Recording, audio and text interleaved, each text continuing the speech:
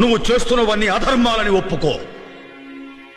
నేను ఒప్పుకున్నంత మాత్రాన ధర్మం అధర్మం కాదు, అధర్మం ధర్మం కాదు. కాకపోతే నీకు అధర్మం అనిపించింది, ఇతరులకు ధర్మం అని ఎందుకు అనిపిస్తోంది? రోగులకు పంచభక్ష పరమాన్నాలు ఎందుకు చేతనిపిస్తాయి?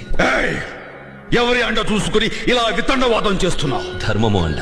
ఆ ధర్మం నిన్ను రక్షిస్తుందని అంత నమ్మకమా? అవును.